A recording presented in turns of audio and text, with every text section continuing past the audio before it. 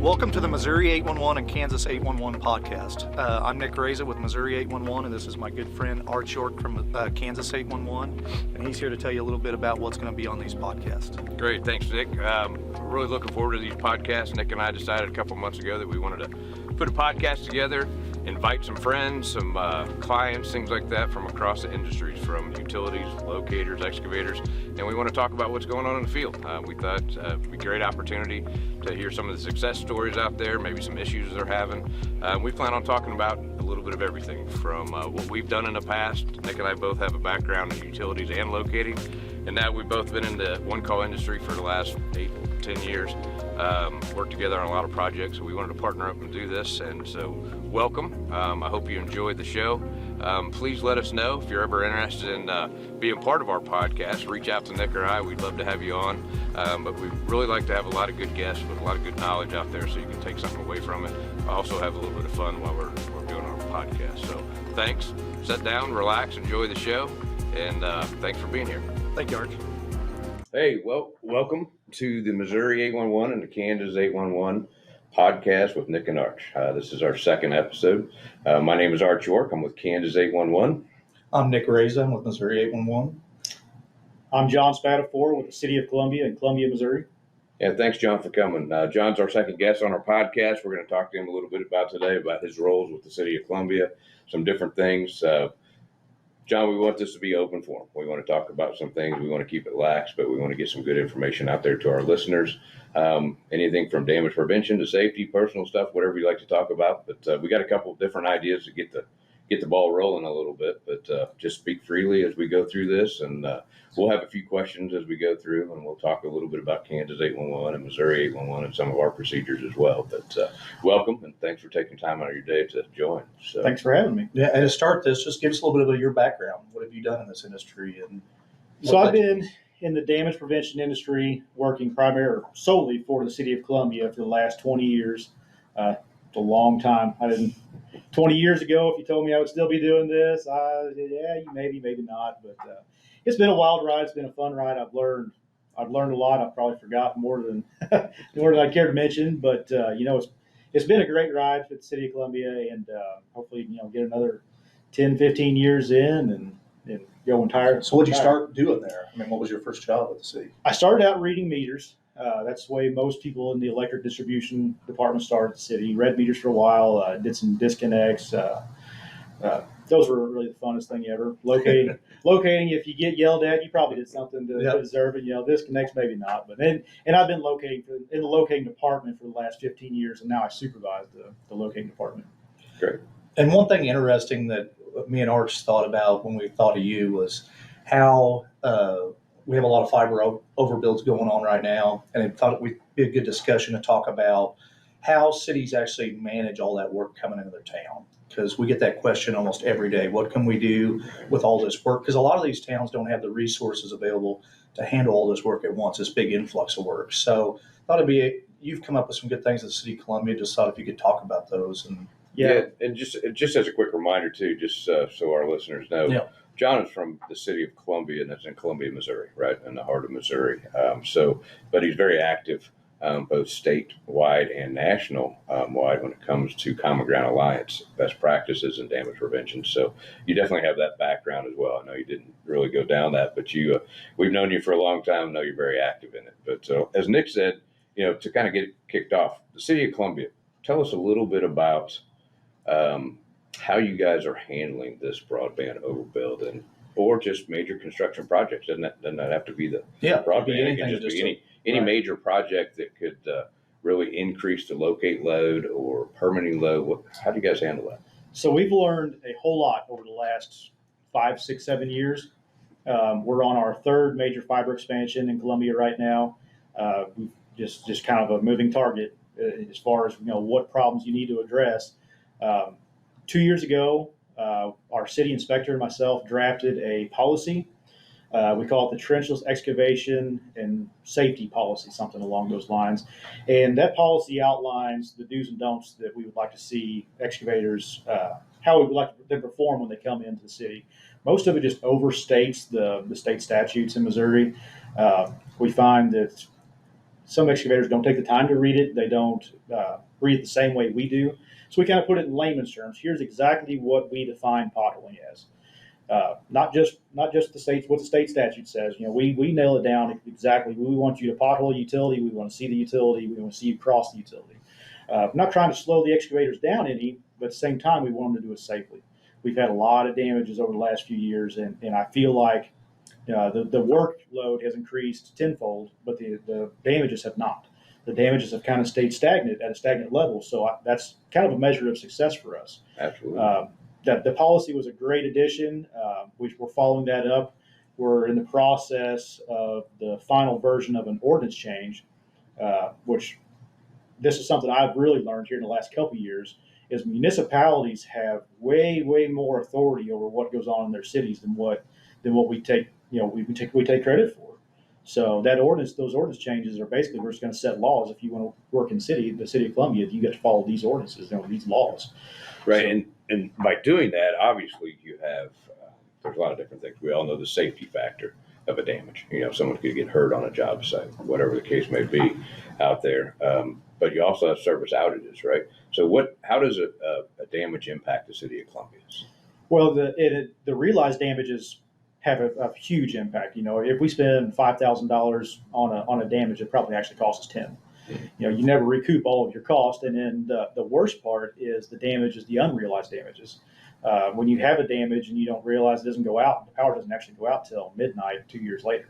Oh, wow. That's the worst damages right there, because you have no clue what happened, so it takes exponentially longer to find the damage, to isolate it, to get I'm sure even on a personal level, when you go home, you expect your internet works, you expect the lights come on, Sure. So if that stuff's getting hit all the time and we've got a lot of outages, that's a customer effect on your guys' end too. Sure. And even on a personal level, my wife works from home, and I knocked our own fiber out here a few years ago, and I heard about that until they showed up. I bet you did. Yeah, it does happen. And we realize that, there's going to be damages in this line of work. Sure. We understand there's so much stuff in the ground out there that, and it's just more and more going in the ground. It's just, you got to be prepared, do everything you do, obviously, to avoid a damage, but you also got to know what to do if you got something. And like you said, those unforeseen damages that don't occur till later. And that's one of the most important things you can do as an excavator, right? Is if you do damage anything, if you scuff it, pull it, can't cut it all the way in two, you got to let somebody know. Sure. Both state statutes, Kansas and Missouri, have a requirement to contact Kansas 811 or Missouri 811 if you damage a utility. Kansas, we even have it in there where you have to call the utility directly, not just create that damage ticket. So those have been written into the statutes because it's that important. You got to be able to have absolutely a notification of that. So these things have worked well for you. What's the first step for a municipality to get into this? I mean, what steps did you guys take when you wanted to put this together? It's obviously doing a good thing, but if I'm the city of, in the middle of nowhere, Missouri, and I don't have a bunch of resources, is it something I could reach out to you, or did you go into someone when you first brought this up to kind of find out where to go with this? Or by all means, reach out to us, reach out to your neighboring utility that has some policies and ordinances in place. The way we got started, we identified our shortfalls, our problems, and what we needed to address, kind of put in writing an outline of what we wanted that to look like.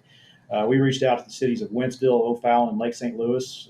They had a tragedy in 2021 that prompted them to really get proactive with their damage prevention. So we're trying to be a little more proactive, or learn from their experiences anyways, and go ahead and mimic some of those ordinances they have in place. So, we didn't come up with this on our own. We reached out to other utilities and got help from our neighbors to kind of shore up our loopholes, and we would be more than happy to do the same for the next guy. And in that scenario, when you started that program, obviously, we remember the fatality that they had in that area. And you hate to see policy change because of a major accident, but it does happen. We understand that. We see that quite often when something major happens.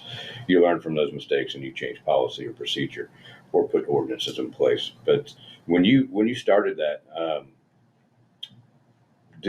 was there certain buy-off you had to get off from upper management or city council people or things like that to start this? And did they understand? And the reason I ask that, I find myself sometimes talking to leaders of a community who aren't in the damage prevention world, or they're not directly involved with excavation in the field. They have other job duties. So sometimes it's a hard sell because they don't see it, immediate value in it. Did you ever run into roadblocks like that? It's taken a lot of time to get some traction with this because it's not any one person's job. Right.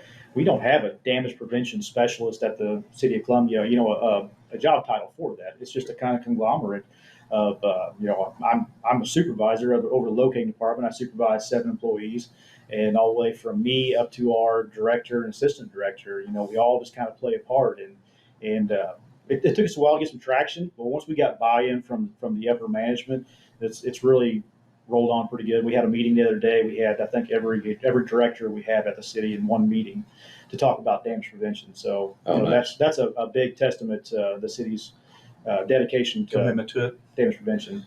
So have you noticed, even in your locators that you supervise, has their life got better as being a locator? I mean, has the workload got easier for them when they can? I guess the way I'm looking at this is it's easy for them to manage the workload with these policies you put in place. It makes the workload a little easier to accomplish for them. It doesn't fix all the problems. We'll never fix all the problems, but what it does give them is a lot more buy-in. So if they see that excavator is being held a little more responsible for potholing the utilities or using the marks before they expire or whatever the case may be, it gives that locator a little more buy-in that they're not just out there blindly locating utilities for no reason. They have a purpose. Well, what about, that kind of brings up the whole, the big elephant in the room, the broadband overbuild across the entire country, which is huge. And we need it. The rural communities, especially in all of our states, they need that technology. They need that fiber to the home that they don't have today. However, what I'm seeing in Kansas, especially Western Kansas, is some of these overbuilds are so big that the company will come in and bring 10 or 15 crews. And you have a municipality out there who's used to getting 25 locates a week, and now they're getting 50 a day. And they have one locator, maybe one and a half. And there's a lot of confusion on that. And Nick and I get calls. I know both our one calls, our directors get the same calls asking, why can't the one calls throttle the tickets? Well, my response to that is, we've been trying to get people to call before you dig for 50 years. We don't want to tell them they can't. So with that, it's not the one call's position to be able to throttle those type of tickets. It's still the utility's responsibility to locate the utilities after a call in. With that sheer volume, have you seen an impact? Now, I know Columbia is a little bigger than a small town out in Western Kansas, but it's still apples to apples, right? You got 7 locators. If all of a sudden there's a huge influx, it impacts their on-time performance, right? Correct. So how do you tackle that? And what would be good advice that you could give to a small town somewhere else who's just getting overloaded? So I've got a great story that is 100% applicable to that. Okay. Perfect. In December last year, we got a warning from a fiber optic company that they were going to ramp up production in Columbia. And they said it enough times it kind of drew attention. Like, why do they keep saying that? Well, their intention was to bring 36 drill rigs to Columbia at once. Ended up at the peak, I think they had 22 contractors in Columbia with multiple drill rigs. Wow. It was messy. Since then, we've paid a lot more attention to our right-of-way permitting because the permit, where the confusion really happened, they applied for 300 permits at one time. Our right-of-way technician said, there's no way, I'm a one-man band. There's no way I can get all 300 of those permits gone through. So just start wherever you want and just assume that they're approved at this point, and we'll start, we'll get through them as quickly as we can.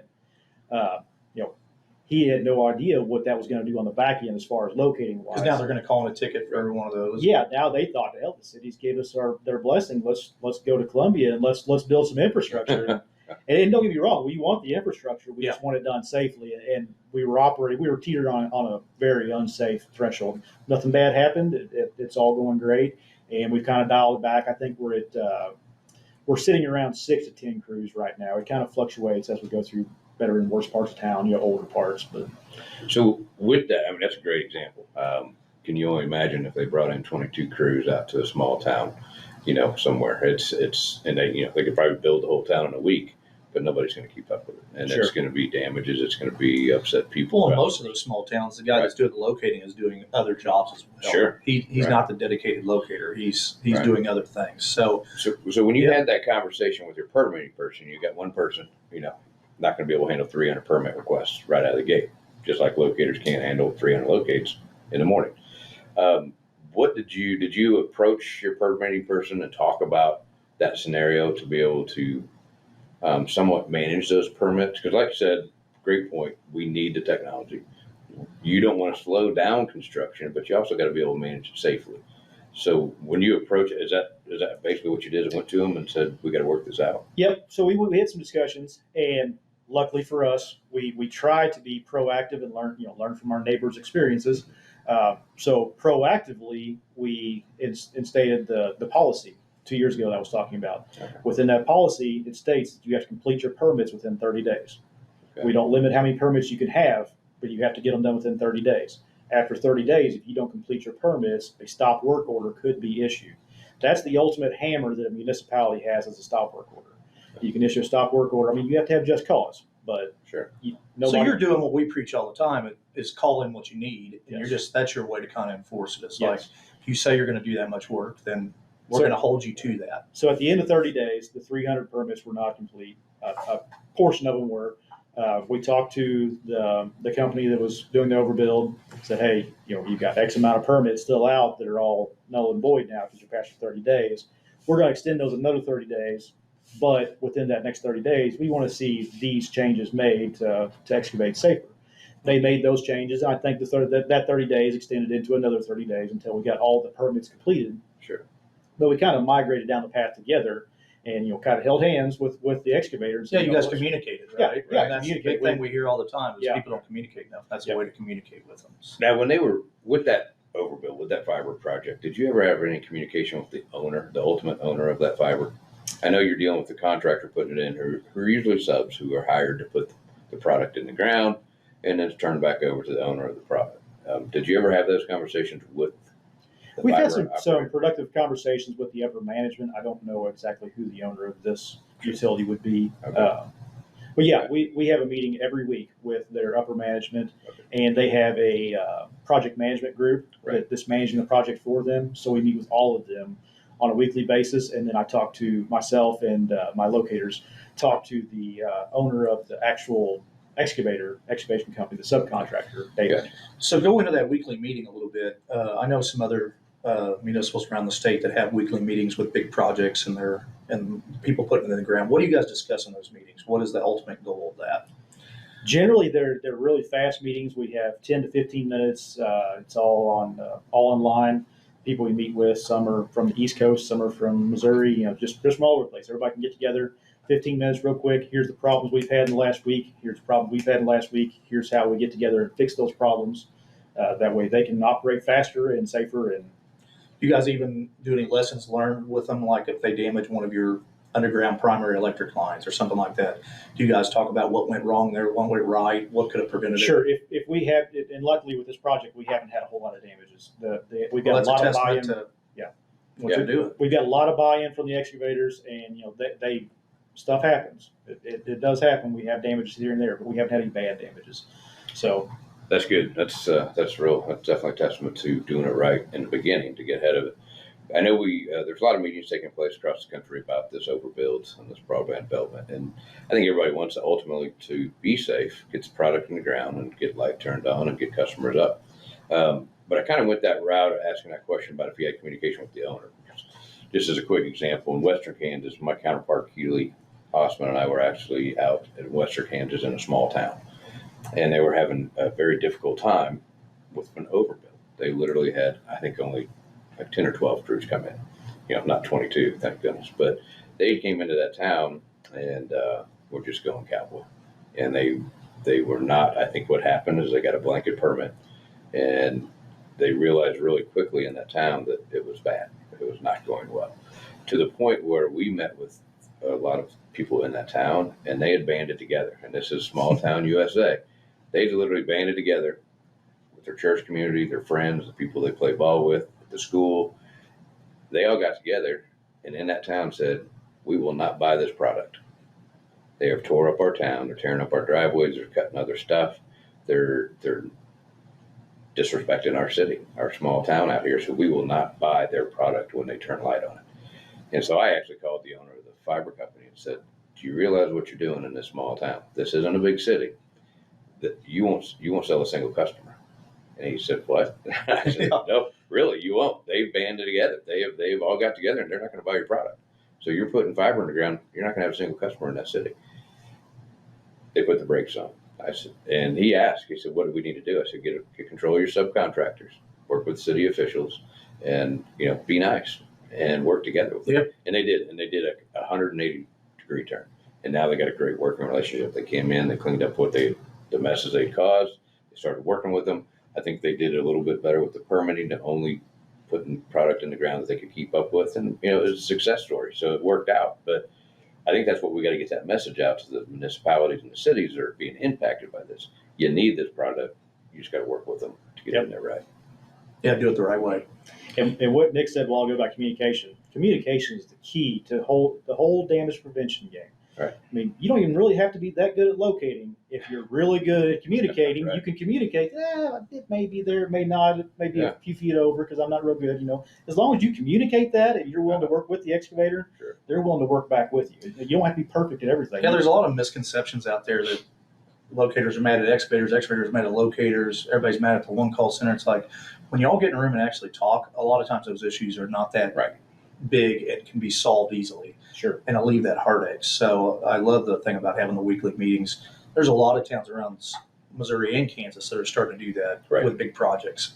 We've seen a lot of success with that. So yeah, and there's great opportunities to be involved with that. Be involved with Missouri Common Ground Alliance, the Kansas Damage Prevention Safety Summits, or councils out there. Get involved. And the message to not only to the utilities, because usually when we have those type of meetings, it's very utility heavy, facility owner heavy. We need the excavator's voice. We need the locator's voice. We need everybody in the room. And if nothing else, use it as a place to get to know people. To have those contacts in your phone, who to call if you're having an issue. So yeah, I think what you guys are doing in the city of Columbia as far as those big bills is awesome. And I know you and I talked while we were in Colorado at a national show about trying to put some sort of boilerplate or white paper together about what you guys have done and the success you've had with it, maybe even some of the shortcomings of building that successful program. And if you were to build something like that, are you willing to share that with other municipalities across the country? Yes, and that was my number one takeaway from the CGA Expo in Colorado Springs this year, the National CGA Expo, was they were talking about learned experiences, filling out that white sheet so your neighbor can learn from your experiences, you can learn from your neighbor's experiences. very important. And so, yes, I have started to fill out one of those white sheets. Unfortunately, I'm busy with everything else in the world, and I haven't got it done yet. But I've actually went a step further and talked to the city of O'Fallon, who I copied a lot of their ordinances. They kind of wrote the book that I'm trying to rewrite or polish up and put my spin on it, because everything they have doesn't work for the city of Columbia. We've got our own needs, our own challenges. So I reached out to them, and we're actually going to co-author a white sheet to give to the CGA and hopefully get that out there to the world to see, they may not like anything we're doing, but it may prompt them to say, hey, I don't like that, but I'm going to do it this way because this is what works for me. And that's really what it's all about, is taking care of your own house. Sure. All right. Well, I do request that you give it to us first. We need it today. Yeah, we'll share it. We'll share it right away. So. And one thing before we move on, Arch, you mentioned the excavator that was causing a lot of problems in the town, and they did a 180 and turned that to not having damages and tearing up the city. But I know we've talked before, you said in Columbia, if you do have an excavator that just causing a lot of damages and there's just no way to fix the issue, you have a solution there as far as you can stop their work and they won't be working in Columbia anymore, correct? Correct. So to work in the city of Columbia, you have to have a business license. We make every excavator get a business license. Some may slip through the cracks, but if you're damaging utilities every day, we're going to figure it out, and you're going to get a business license. With that business license, we have their insurance on file. So if they damage something and they just skip town, leave, whatever, we have their insurance. And if they have enough damages, maybe 1, maybe 100, just kind of depends. But we'll meet with them, we'll try to educate them, counsel them, and if at the end of the day, if we just can't get past it, we'll ask them to leave. And if ultimately it goes to the parent company. If they're working for the city of Columbia, so to say, Yep. we hold the city of Columbia responsible. Here's your problem. That as we see it, tell us how you're going to do this safer. In the past, the utilities that have had that bad contractor in there came back and said, "Hey, they're the problem. We're going to remove them, or we're going to ask them to do it better, or whatever." Get the parent company involved, and the problem just kind of takes care of But itself. that's something the city has power of too. I mean, I think a Sure, lot all of people municipalities. don't think they have any teeth to put in to stop these people from tearing their stuff up or causing unsafe conditions, utility damages, and everything else. So I just want to make sure we talked about that. And and that actually kind of brings up another topic that I hadn't really written down to talk about, but it kind of jarred my memory on a couple of things I deal with. And I know Nick gets these calls as well. I literally have gotten calls from a utility company who are upset because they can't get their locates done. So their construction crews are out there working and they're waiting on locates. And after I look into it a little bit, I literally find that sometimes their construction crews are doing exactly what we're talking about. They're calling in way too many tickets. And on the backside across the hallway, the person who handles the locate crew, their guys are overloaded too. So it's almost like they haven't policed their own shop and talked with the manager across the hallway saying, "You're part of the problem. We can't keep up. We're trying to keep up. You think we're the problem." I mean, have you ran into that in your career where your construction crews are, where you have to go educate them about, "Hey man, you're messing up the system here a little bit"? All the time. Yeah. I mean, our internal crews do their best, but you don't always see what the other side's doing. We have those conversations all the time. Let's make sure we're not being the problem. Are they pretty easy when you talk to that side of the house to talk about damage prevention? Because I know you're focused on it, and I know you in the city of Columbia don't have a designated position for a damage prevention person, but we all know that you're it. You're the guy we all go to. Right? You're it. So, are they receptive when you go to talk to the construction crew guys about what you have to do? You're trying to prevent damages to other utilities as well, not just get your product in the ground. So fortunately, I've worked for the electric distribution company division of the city of Columbia, and anytime you're talking about electric, safety has to be first and foremost. So I get a lot of buy-in on damage prevention from the city. Even our water department and our sanitary sewer department, our fiber optic department, I get buy-in from all of them. They're all great to work with. They all get the message. They all understand. Yeah, because I think that that's something we try to do at a one call level, both Missouri and Kansas. We try to help develop damage prevention programs for different areas. I know one of the gentlemen that works for Missouri 811. His name is Arch as well. Happens to be my son. One of his tasks from his director is to help develop a damage prevention program that he can take to a small town or a city or an excavating company and say, "Here's a boilerplate program for damage prevention." The safety aspects of it, the damage investigation, the whole thing. And it's kind of tough because it's always a moving target with every company is a little bit different. But you guys have a pretty pronounced damage prevention program that you follow. And you have obviously buy-in from the directors and management of the city of Columbia. What about the people that work for you and the other crews? Not necessarily always the locators, but the people out digging a ditch. How do you communicate with your company about the importance of damage prevention? So it starts from top-down trickle effect. I try to handle myself accordingly at work, in a professional manner and keep everything, safety at the forefront of everything.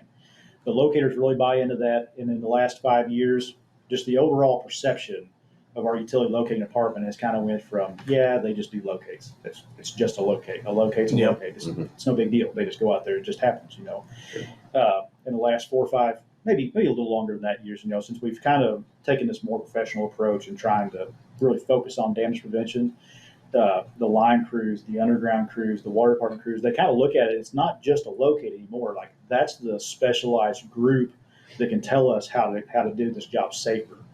So that's great. Just handling ourselves in a more professional manner. We really haven't changed anything. It's just kind of a different outlook on it instead of just you're putting more emphasis on it. Yeah, instead of just a scatter shot of just get the work done, get it done. We've kind of moved to more of a quality over quantity approach. Yeah, and that's something we run into. With my career in the telecommunication business for 20 years was damage prevention programs. And I actually had a gentleman who was one of my mentors told me this many, many years ago. He said if you have a successful damage prevention program, it looks unnecessary.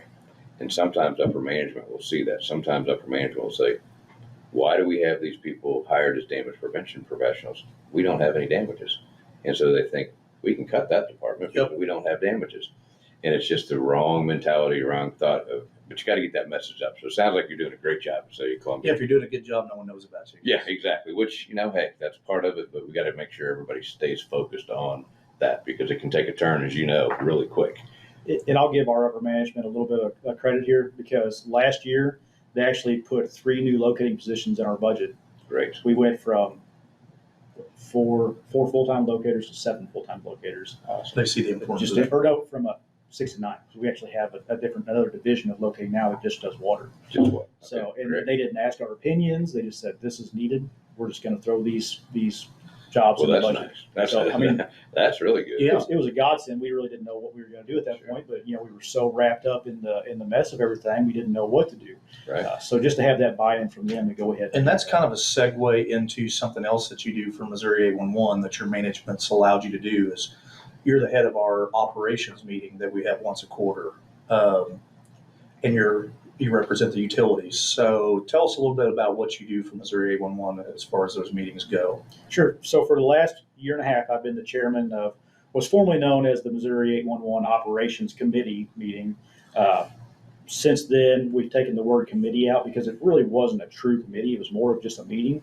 And wasn't really sure about taking the name out initially, but what it's allowed us to do is go from a formal committee following parliamentary procedure and all the meeting clicks you got to do. Now it's just a meeting. We show up and we talk about whatever needs to be talked about. We have an agenda, and we can follow that agenda, and we can fill up more time than we allow just with that agenda. But if we need to go off topic to discuss something else.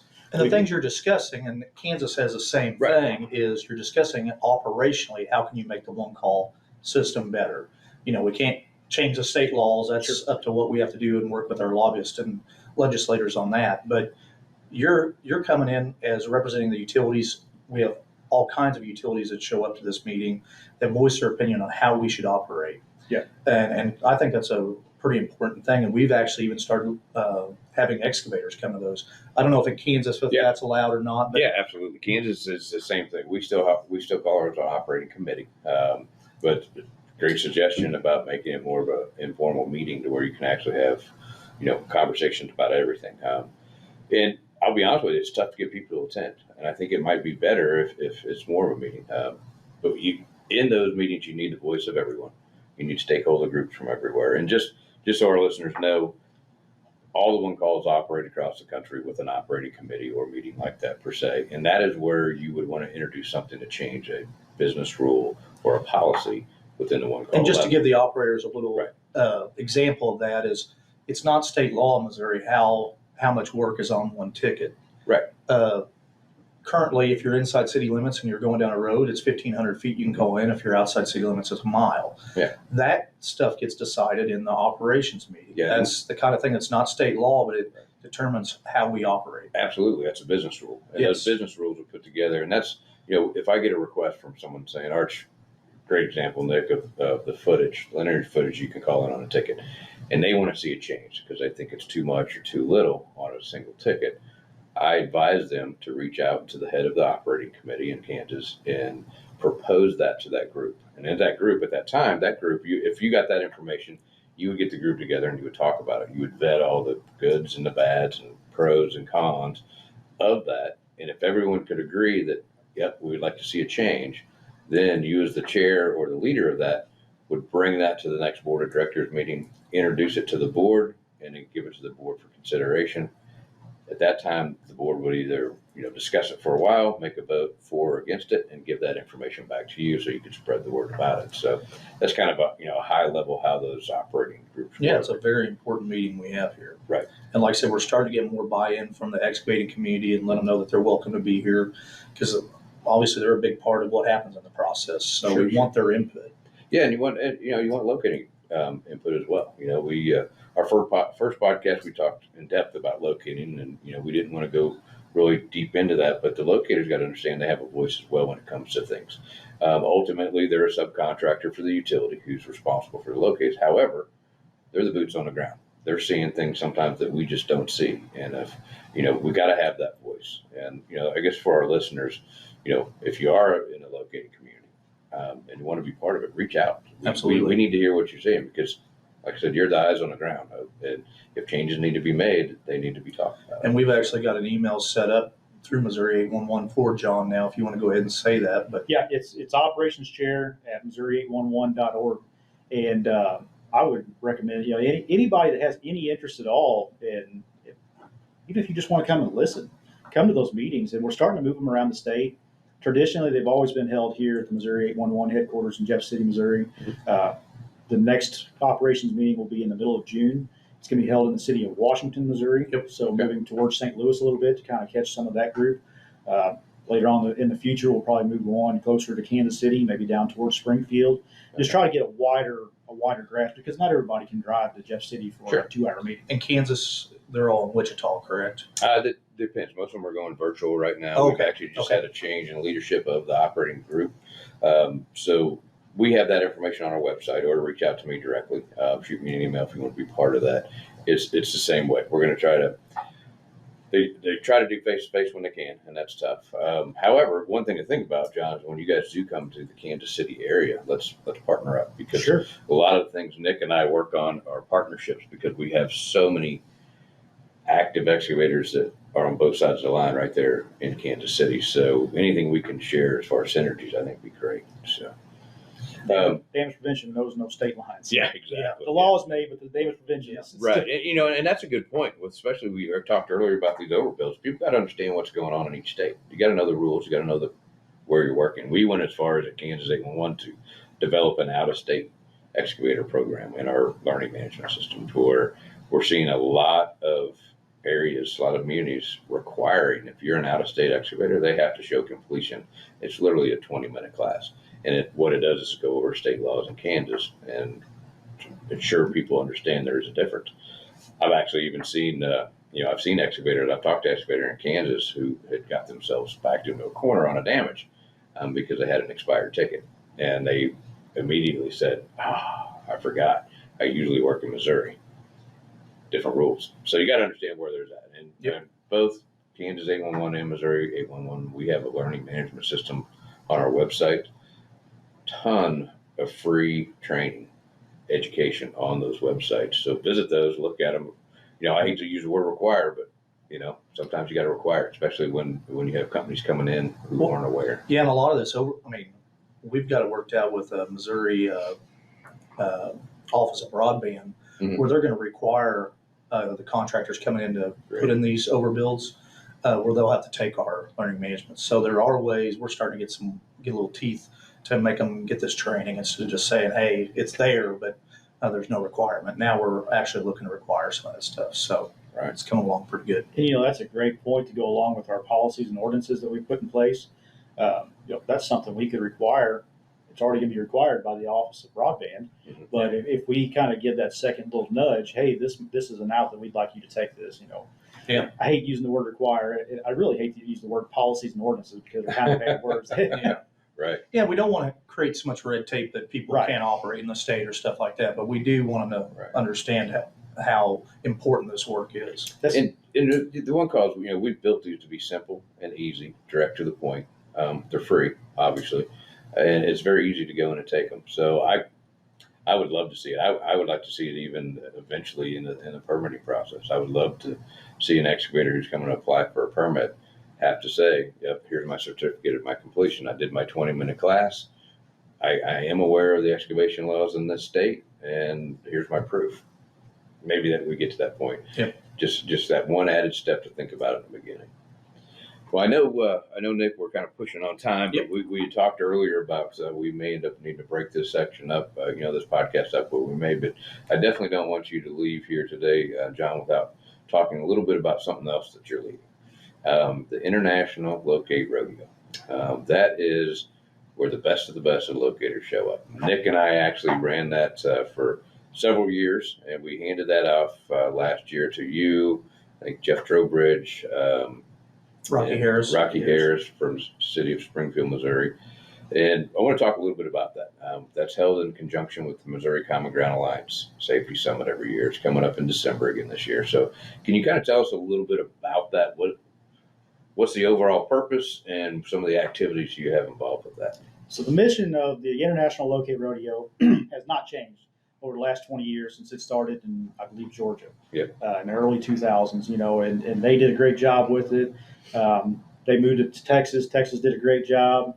We brought it back to Missouri. You and Nick did a great job with it. And unfortunately for me, Jeff, and Rocky, we've just kind of been handed this perfectly polished little I don't know about that. to work with. But Yeah.